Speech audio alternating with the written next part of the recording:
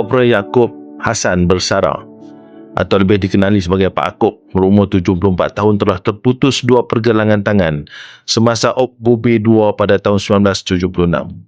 Semasa kejadian tersebut, Pak Akop cuba menyelamatkan sahabat baiknya iaitu Pak Husin yang telah terputus pergelangan kaki akibat terkena jerangkak sama juga. Dari tahun 1976 hingga sekarang, iaitu setelah hampir 50 tahun, Pak Akop meneruskan kehidupan tanpa kedua-dua pergelangan tangan. Kita saksikan bagaimana Pak Akop meneruskan kehidupan sehariannya. Ni saya main lagi dengan Pak Akop ni. Aku nak tunjuk demo kampung. Pak Akop tak ada tangan ni, dia nampak penumbuk. Dia masih ada penumbuk.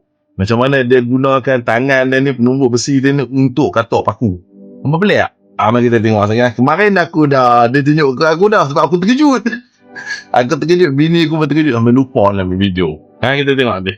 Boleh. Oh, hidup. Dia ni, istimewaan dia ni, dia buat dulu tahun 85. Cik Liah MT. Pak ni. 85 belah lah. Dulu pengayu. Tapi kalau macam Paku nak buat satu benda, tak kira nak paku benda, mesti gunakan macam ni dulu. Dia guna macam ni dulu. Itu untuk melekatkan paku. Tapi kadang-kadang ni juga, kalau paku balik, dia letak lah. Jadi bila lepas tu, baru boleh ketuk itu. Macam tu.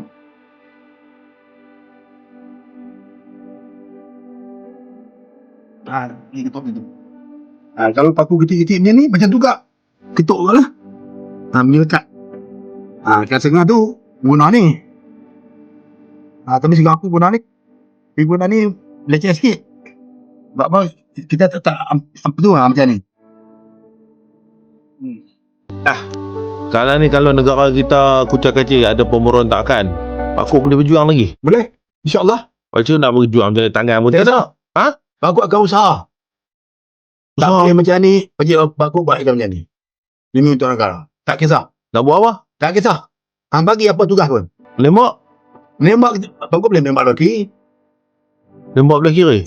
Tenaga kuat lagi, 73-74 tahun ni. Kita kena berkuatkan tenaga kita untuk bertahan hak kita. Tenaga hak? Bertahan negara kita, hak kita. Kalau mati? Mati itu terserah lah. Itu terserah pada itu Tuhan Maha Kaya. Tuhan Maha Berkuasa. Memang nak mati ya? Kalau sebab apa? Mati ni kan suka pun mati, tak suka mati. Baik mati. Baik mati. Baik mati berkorban. Mati berkorban. Apa? Kalau mati duduk menung tu buat apa? Malu kat orang. Ada tenaga, walaupun sikit tali bawa orang tak boleh angkat yang satu hari, setengah hari tak boleh.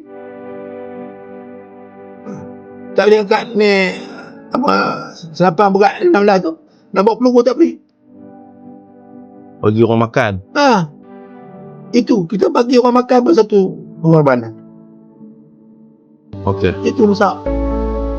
Sahabat sekalian, kat luar sana nah. Yang mana hampa kaya-kaya ada rezeki lebih sikit, hampa tak nak? Hampa boleh lah orang kata apa, kita nak collect, hampa nak sponsor Pak Akop pergi umrah. Pak Akop pergi umrah Pak Akop. Belum tahu, tengok panjang umur pun boleh lah. Macam tak sihat ni. Weh, mana tahu tak orang kat luar sana pada rezeki lebih, apa nak bayar zakat, betul tak? Bagi duit dia habis. Duit bagi banyak mana pun tak cukup. Tak? Kan? Jadi saya merayu orang kat luar sana. Kan? Siapa yang ada duit lebih, hampa sponsor lah. Pak Akop pergi umrah.